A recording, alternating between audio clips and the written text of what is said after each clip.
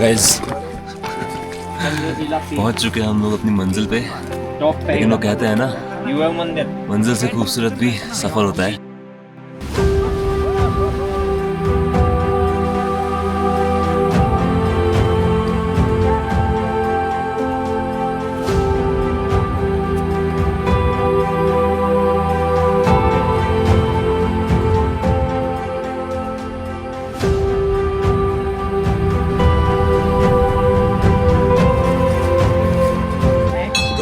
जिन लोगों को हमारी सिर्फ यहाँ की चढ़ाई देखनी है वो इस टाइम स्टैम्प से वीडियो को देख लो, वरना मैं आपको रिकमेंड करता हूँ पूरा वीडियो शुरू से देखो, बहुत मज़ा आने वाला है। तो guys welcome to the channel. निकलने वाले हैं हम लोग, 8 घंटे का करीब हमारा जर्नी रहने वाला है। हमारे ऋषि भाई साथ में हैं, हम अपने तीसरे दोस्त यश भाई का वेट कर रहे हैं जो ऑफिस से आ रहा है। रात भर बंदे ने ऑफिस करा है, अभी सुबह के 7 बज रहे हैं। यहाँ से वो 8 घंटे की ड्राइव करेगा हमारे साथ। और ये पहली वीडियो है हमारे नए एक्शन कैमरा के साथ, तो आप लोग बताना कि क्वालिटी कैसी लग रही है। तो गाइस निकल रहे हैं हम लोग देहरादून से। यश भाई आ गए हमारे तीसरे साथी। लास्ट टाइम जब मैं गया था 2 साल पहले तो मेरी शक्ल की ऐसी हालत हो गई थी, तो इस बार सनस्क्रीन काफ़ी अच्छे से लगाया है। निकलते हैं। तो गाइस इस जर्नी पर हम आपको सब बताएंगे कि कितना टाइम हमको पूरी ट्रिप पे लगा, क्या क्या एक्टिविटीज़ हमने करी, बहुत सी अनएक्सपेक्टेड चीज़ें जो हमारे साथ हुई। एंड मैं ये ज़रूर बोलूँगा आप लोगों को कि एक बार तुंगनाथ और चौपता ज़रूर आना चाहिए, क्योंकि एक तो भगवान शिव के पास जा रहे हैं और चौपता तक का रास्ता, और चौपता खुद इतनी शांत और खूबसूरत जगह है कि रोड ट्रिप तो बनती है। और गाइस अगर आप प्लान बनाते हो रोड ट्रिप पे आने के लिए तो 2 चीज़ों का ध्यान रखना। एक तो भाई रास्ते में धूल बहुत ज़्यादा है। अभी ऋषि भाई ने भी मास्क वगैरह कुछ नहीं लगा रखा था, हम सोच रहे हैं मास्क ले लेंगे। तो थोड़ा सा धूल से बचने के लिए सनस्क्रीन लगा लेना, और हो सके तो मास्क या फिर कुछ चेहरे पे लगा के आना। और दूसरी चीज़ भाई पेट्रोल का प्लीज़ ध्यान रखना। हम लोग घर से निकले थे तो स्कूटी में एक डंडा भी नहीं था पेट्रोल का, और ये लोग मेरे को बोल बोल के चलाते गए कि भाई ऋषिकेश से आगे डलाएंगे। बिल्कुल एंड में जाके हमको पेट्रोल मिला है, वरना अभी यश भाई को हम बाइक लेके भेजते पेट्रोल लेने के लिए। ये देखो भाई, ये चल रहा है सेकंड राउंड स्किन केयर का। चेहरे खराब हो चुके हैं सबके, सनस्क्रीन लगाई जा रही है यहाँ पे। सो गाइस नाश्ते का टाइम हो गया यहाँ पर। ये रहे हमारे बढ़िया आलू के पराठे, 70 रुपये की थाली मिली है हमको ये। अबे 700 की भाई। ओके गाइस नाश्ता हो गया हमारा शंकर होटल पे। भाई आज चल रहे हैं मास्क लेने, निकलते हैं वापस। तो हमारी टोटल जर्नी है 258 किलोमीटर्स देहरादून से तुंगनाथ चौपता तक की। टोटल टाइम अराउंड 7 आवर्स का है, लेकिन क्योंकि हमने मल्टीपल ब्रेक्स लिए एंड एक्टिविटीज़ की तो हमें लगे 10 घंटे पूरे रास्ते में। और एक बार आप ऋषिकेश क्रॉस कर लेते हो तो आपका पूरा रास्ता गंगा नदी के साथ चलते चलते गुजरता है। बीच में 2-3 जगह थोड़ा सा रास्ता ख़राब है जहाँ काफ़ी धूल उड़ती है, तो हमारी तरह ना बने, एक मास्क ज़रूर पहने। बट उतना पता नहीं चलता क्योंकि कुछ ही देर में आप पहुँच जाते हो उस जगह जहाँ 2 नदियाँ भागीरथी और अलकनंदा मिलकर बनाती हैं गंगा नदी देवप्रयाग।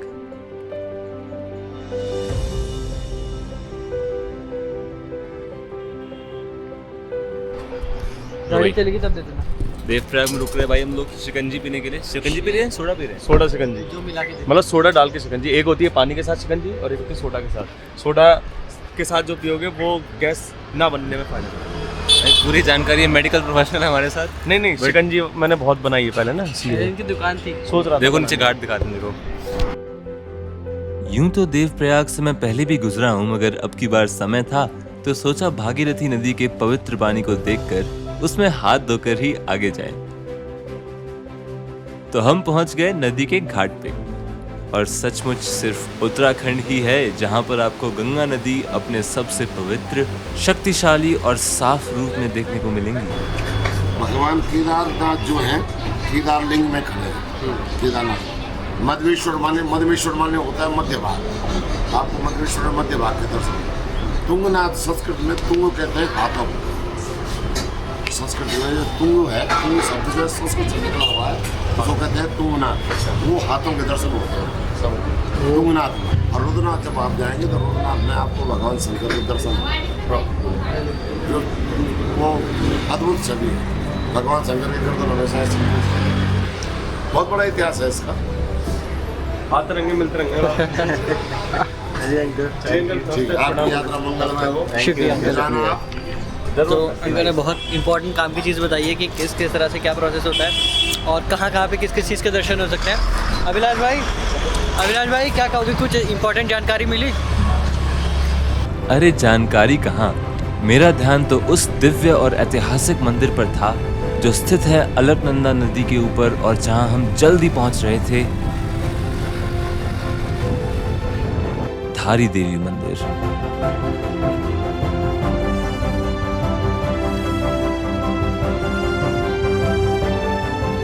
हम लोग हैं धारी देवी मंदिर के बाहर। नीचे हम लोगों ने बोटिंग होती हुई देख ली, तो इन लोगों ने बोला चलो बोटिंग में जा तो रही है, लग रहा है। बोटिंग भी कर ही लेते हैं। 20 रुपए देके सामान माता रखवा रानी दिया का अपना। कहना मतलब है कि आ जाओ, चुपचाप से मंदिर में घूम के जाओ बोटिंग के बाद। मंदिर तो बहुत प्यारा है, नीचे चल के दिखाते हैं आप लोग। इस मंदिर के पीछे बहुत ही भव्य इतिहास है और अद्भुत कहानियां भी। ये रहा मंदिर और जस्ट उसके नीचे बोटिंग भी कराई जाती है। धारी देवी जी को मां काली का रूप और उत्तराखंड और 4 धाम का रक्षक माना जाता है और कहा जाता है कि जब जब मां धारी देवी की प्रतिमा को मंदिर से हटाया गया है तब तब एक बड़ी आपदा यहाँ पर आई है। 2013 की केदारनाथ में आई बाढ़ का कारण भी इसी को बताया जाता है। कमाल की बात है कि मंदिर में धारी देवी की प्रतिमा सुबह को एक छोटी बच्ची, दिन में एक जवान महिला और शाम को एक बुजुर्ग महिला के रूप में दिखाई देती हैं। तो मंदिर के दर्शन और प्रसाद चढ़ाने के बाद 200 रुपए पर पर्सन में हमने बोटिंग का लुत्फ भी उठाया।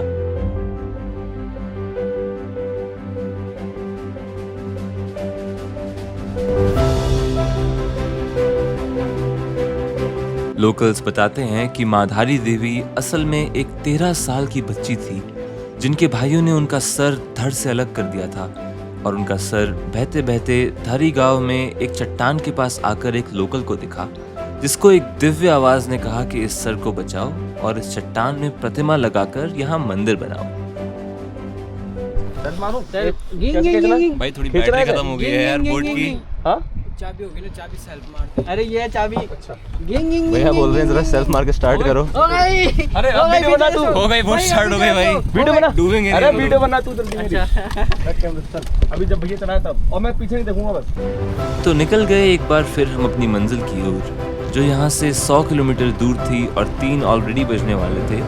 हमें अभी भी लंच करना था और हम ये सोचने लगे कि कहीं पहुँचते पहुँचते अंधेरा ना होने लगे, तो स्पीड बढ़ाई और तेजी से चलने लगे।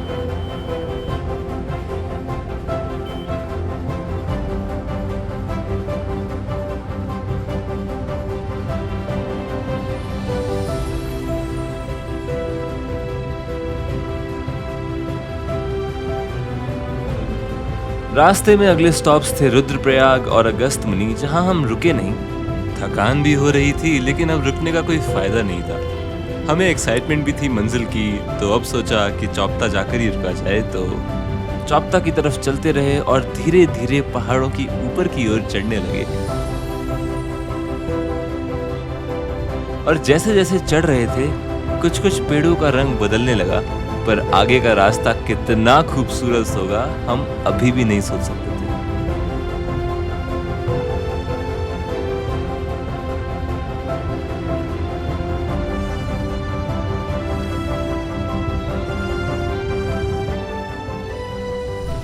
तो यार 25 किलोमीटर रह गया है चौपता, और मुझे फिर से याद आ रहा है कि मुझे पहाड़ों में आना और खासकर यहाँ पे आना इतना क्यों पसंद है। इतनी शांति है यहाँ पे और मैं भी इतना ऊपर बैठा हुआ हूँ।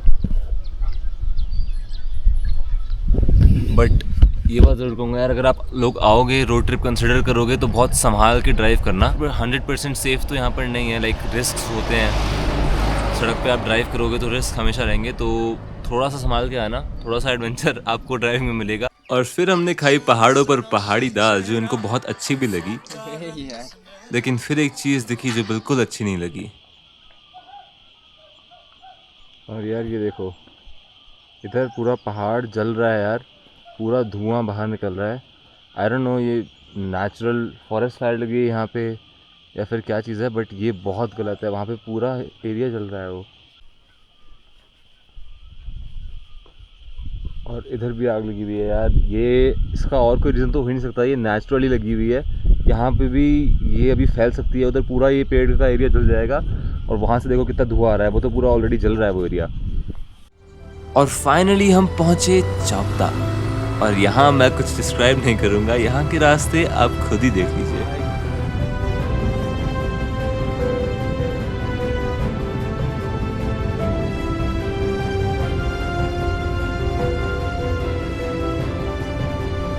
यहाँ पर रेड और पिंक रोडोडेंड्रॉन्स अपने फुल ब्लूम में थे, जो कि एक ऐसा फ्लावर है जो साल में एक बहुत ही लिमिटेड टाइम के लिए खिलता है और हमको उसका सबसे खूबसूरत फेस देखने को मिला। और अगर ये रास्ता देख के आपको यहाँ पर आने का मन नहीं करा तो मैं नहीं जानता कि क्या करेगा।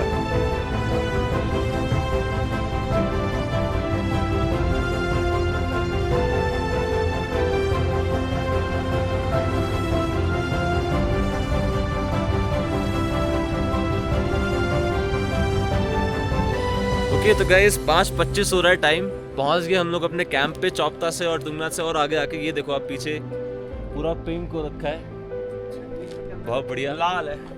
ये लोग थोड़ा गुस्सा कर रहे हैं मेरे पे कि मैंने चौपता से भी आगे आके कैंप बुक कराया। मैंने कहा भाई पिछले टाइम जब मैं आया था तो चौपता से थोड़ा सा पहले रुका था, मैंने कहा थोड़ा आगे देखते हैं। तो भाई अभी हमको यहाँ से नीचे जाना है। ये है कैंप का रास्ता, इस नदी को पार करके अब वाले कैंप वहाँ जो पीछे दिख रहे हैं, लाल जो दिख रहे हैं। और तो सुबह को 2 बजे हम यहाँ से ऊपर आएंगे। इसने आगे कर रहा है और वहाँ कर रहा है नीचे खाई में। सुबह 2 बजे हम यहाँ से चढ़ के ऊपर आएंगे, फिर यहाँ से चढ़ के वहाँ फिर यहाँ से तुंगनाथ जाएंगे, फिर वहाँ पे चढ़ाई शुरू करेंगे भाई। Adventure camp. फिसल गया था भाई।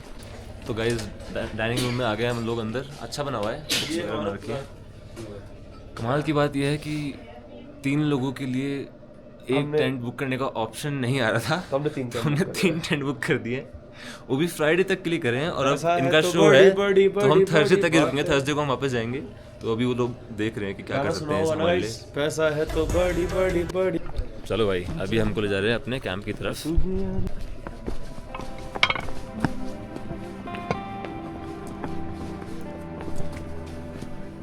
यार बढ़िया जगह है यार, वेरी नाइस। काफी नीचे जाते जा रहे हैं अभी तक। खूबसूरत जगह भाई, मतलब कैंपिंग का मजा आएगा यहाँ पे। सनसेट पीछे बहुत प्यारा होने लग गया है। ये है आई थिंक हमारा। ओके तो भाई एक कमाल की न्यूज़ है। अभी हम लोगों के पास ये टेंट था जो तुम्हें दिखेगा भी नहीं ठीक से, अंधेरा हो रखा है। बट अब तो भाई अब नेक्स्ट 2 रातों के लिए हम लोग रुकने वाले हैं अपने कॉटेज में भाई, 3 लोगों के लिए। बहुत प्यारे बना हुआ है। और भाई ये देखिए ऋषि भाई कह रहे हैं अब तो कॉटेज में ही चाय पियेंगे भाई, बाहर पीने का मतलब नहीं है। डीप सीक्रेट बताओ जो सामने नहीं बोलना। बताओ ऋषि भाई बताओ। गाइस ये हुआ कि हम लोगों ने 14,000 में कैंप बुक करे थे 3 लोगों के हिसाब से और 3 दिन के। बट हमारा प्लान थोड़ा 3 टेंट बोलो, 3 टेंट बोलो। हाँ 3 टेंट बुक करे थे हमने, 3 बंदों के लिए 3 टेंट बुक करे थे। बट क्या हुआ हमारा प्लान चेंज हो गया क्योंकि हम लोगों को एक टेंट चाहिए था 3 बंदों के लिए, और प्लस हम लोगों को 3 दिन की जगह 2 दिन रुकना है। तो हम लोगों ने भैया से बात करी, भैया बोल रहे थे कि 16-17 हज़ार रुपये लग जाएंगे कॉटेज के, तो 3 बंदों के लिए 2 दिन के हिसाब से। मैंने बोला यार सीधा 14 में डील डन कर लो। तो तुम्हें पता है इंडियंस बार्गेनिंग। फाइनली हमें मिल चुका है कॉटेज। और ये तो देख ही लिया, ऊपर देखो चलो भाई ऊपर देखो सीढ़ियां जा रही है ऊपर। छोटा सा और पंखा। अबे सब कुछ जाएगा तो कैमरे को क्या दिखेगा ऊपर? जगह है ऊपर अंदर तू। और लाइट अरे यहाँ भी है भाई, ऊपर भी बेड है, खिड़की खुलने वाली। टॉप जाओ मिलेगा आपको पहाड़ का, मतलब पहाड़ तो नहीं, चट्टान का व्यू सामने। देख पीछे भी बेड है, लेट गए। यहाँ बेड डला हुआ है ऊपर, यहाँ से आपको मिलेगा एक व्यू, सनसेट का व्यू खूबसूरत। ऋषि भाई व्यू तो आएगा यहाँ से। रात के 3 बजे निकलने का प्लान है। हमारे पास बूट्स नहीं है, टॉर्च नहीं है, कुछ नहीं है। ऊपर पड़ी हुई है बर्फ और ऊपर होगी आइस। हम पे है कितनी टेंशन हो रही है तुम लोगों को? बताओ। हम पे है जज्बा, उसके अलावा कुछ भी नहीं है। देखा था 200 मीटर नीचे चढ़ाई पड़ गई। भाई सीरियसली बताओ टेंशन कितनी हो रही है? कितना कैसा लग रहा है? बता एक्साइटेड हो भाई, आराम से लग रहा है चल जाएंगे। पहले ये बता सोना का सबसे पहले हमको अभी कॉटेज तक वापस आते थे डर लग गया था। अभी अंधेरा रखा है, कॉटेज के ऊपर वाले हिस्से में पूरा अंधेरा है। ऊपर बिस्तर पे ऐसा ना हो कि रात में हमारे साथ कोई सो रहा हो ऊपर। मुझे भाई बताओ यहाँ सोए या ऊपर सोए, ये बताओ। देख या तो तीनों सोएंगे यहीं, तीनों यहीं या से- तीनों सोएंगे ऊपर, लेकिन ऊपर भी कंबल है, इधर भी कंबल है। तो यार भाई रजाई कंबल यहाँ पे है, ऊपर कंबल किसके लिए है? एक्स्ट्रा लोगों के लिए है, मतलब एक्स्ट्रा समझता हूँ लोगों के लिए ना। हाँ यहाँ और फिर सुबह के 3 बजे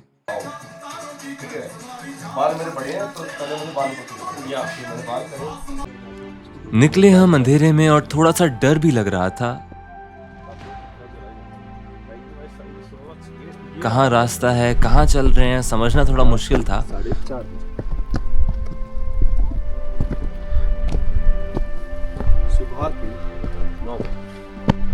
और मेन रोड पर पहुंचने से जस्ट पहले किसी ने बहुत सारी ईंटें रास्ते में गिरा दी थी, जो अचानक से हमारे रास्ते में आ गई।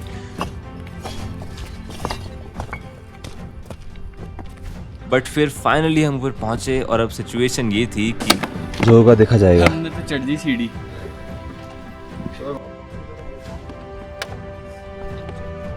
तो निकले हम ट्रैक के स्टार्टिंग पॉइंट के लिए और मुझे बताया गया था कि इस टाइम पर भी यहाँ पर दुकान के लोग हमारी हेल्प करने के लिए होंगे, पर टाइम हो रहा है 3:23। हमको मिल गया है पीछे एक हरियाणवी ग्रुप हमारे साथ। अभी दुकानें सारी बंद हैं, कोई बूट्स, कोई छड़ी, स्पाइक्स बर्फ़ के लिए या फिर टॉर्च, कुछ भी अवेलेबल नहीं है। अभी पूरा अंधेरा रास्ते में, बट दैट्स द थ्रिल। हमको बताया गया कि ट्रेल पूरी बनी हुई है चंद्रशिला तक, तो सेफ होना चाहिए। बाकी फ़ोन की टॉर्च है अपने पास, मज़ा आएगा। कंटिन्यू करते हैं। लोगों को ज़्यादा कुछ नहीं दिखाएंगे। अभी हमारा गोल है अपनी सांस बुझा के बस जितना चढ़ सकें, रोशनी आने से पहले उतना चढ़ना है, ताकि इन लोगों को बेस्ट नज़ारा दिखे जब रोशनी आए। बाद में सिस्टम पाड़ देंगे। और बैटरी भी थोड़ी मेरे को इसकी कैमरा की बचानी है, तो रोशनी के बाद आप लोगों से मिलते हैं अब। तो यार हमारे पास ORS के पैकेट थे, लेकिन पानी नहीं था, और बड़ी मुश्किल से, बड़ी हिम्मत करने के बाद इन भले लोगों से पानी मांगा। होटल है भाई अपना ऋषिकेश में। बढ़िया यार, थैंक यू सो मच भाई। चलो। और देखते ही देखते हम तुंगनाथ मंदिर के पास पहुंच गए, जहां 4:45 बजे हमने एक दुकानदार को उठाकर 60 रुपए की पानी की बोतल ली और साथ में कुछ चॉकलेट्स एनर्जी के लिए। और फिर चढ़ते चढ़ते जब तक रोशनी होने लगी, हम पहुंच गए चंद्रशिला। और मुझे यकीन नहीं हो रहा था कि रात के अंधेरे में बर्फ को पार करके फिसलते फिसलते हम इतना ऊपर 14,000 फीट की ऊंचाई तक आ कैसे गए। अब इंतजार था बस सनराइज का।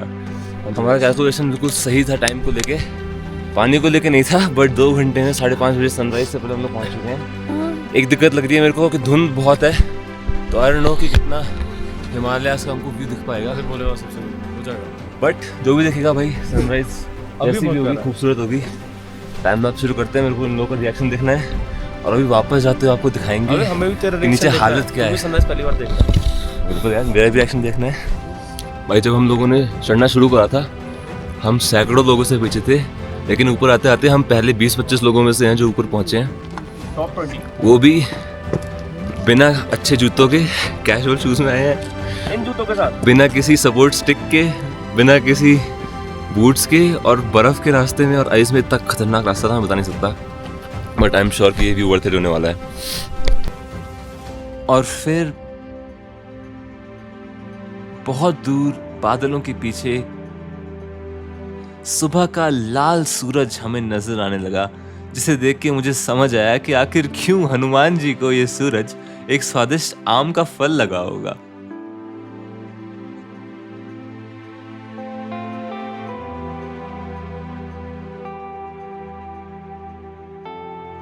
धुंध होने की वजह से सामने के हिमालयास तो नहीं दिख रहे थे, पर जो सनराइज देखा वो अपने आप में खूबसूरत था।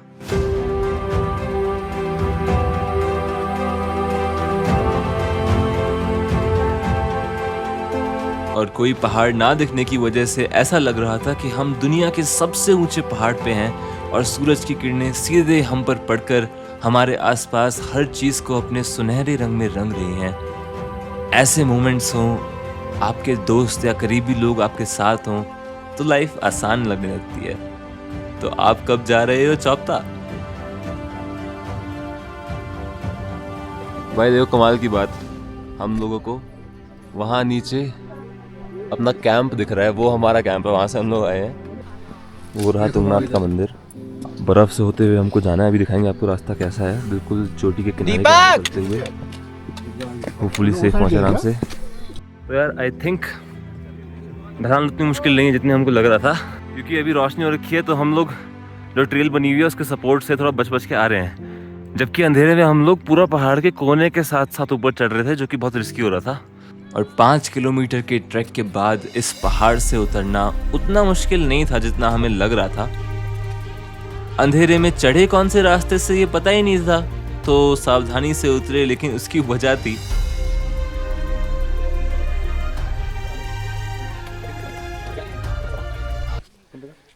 और भाई देखो पूरी ट्रिप में ये एक चीज़ है जो अच्छी नहीं लगती है हर बार, वो है ये पूरा कूड़ा। 14,000 फीट की ऊंचाई पर आकर लोग कूड़ा फेंक रहे हैं, पानी की बोतलें फेंक रहे हैं, खाने की चीज़ें फेंक रहे हैं। भाई खाना, बिस्किट, चॉकलेट हमने भी लिए, पानी की बोतल हमने भी लिए हैं, सब बैग में रखा है यार। प्लीज़ अपने साथ बैग में लेके जाया करो। पूरी चढ़ाई के साथ प्लास्टिक चमक रहा है, पूरा प्लास्टिक इतने ऊपर तक आके। अगली बार आएंगे तो एक पन्नी लेके आएंगे, बोतलें उठा लेंगे। और फिर क्या था, तुंगनाथ मंदिर के बाहर मैगी खाई, क्योंकि मंदिर के दर्शन अभी खुले नहीं थे, और मेन रास्ता छोड़ के झाड़ियों से शॉर्टकट्स लेके उतरने लगे। थोड़ा नीचे आकर देखा कि ट्रैक का रास्ता कितना प्यारा था, जो रात में हमने देखा ही नहीं। सारे पेड़ रोडोडेंड्रॉन्स के फूलों से सजे हुए थे, और ये एक इकोलॉजिकल जोन है, तो प्लीज इसको साफ रखें। और हम कैंप सही टाइम पर पहुंच गए, क्योंकि वहां पहुंचते ही साथ बारिश शुरू हो गई।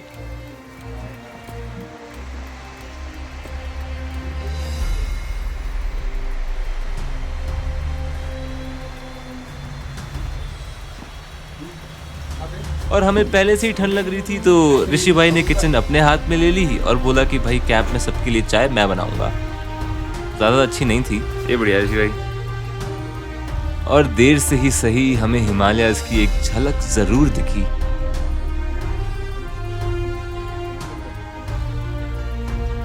ऐसे एडवेंचर्स, ऐसी ट्रिप्स सबकी लाइफ में होनी चाहिए, एंड आई थिंक रेगुलरली होनी चाहिए, क्योंकि हम कितना भी भाग दौड़ लें, इतने बड़े यूनिवर्स में हमने अपनी एक छोटी सी दुनिया बनाई है, और जब तक सांसें चल रही हैं आई थिंक अपनी दुनिया को एक्सप्लोर करना भी बहुत ज़रूरी है। यूं ही आपको अपने अंदर की बातें भी पता चलती है, जैसे कि मुझे पता है कि मैं शायद हिमालयस एक्सप्लोर करने के लिए ही बना हूं। खैर अभी के लिए इतना ही, देखते हैं कदम आगे कहाँ जाके रुकते हैं।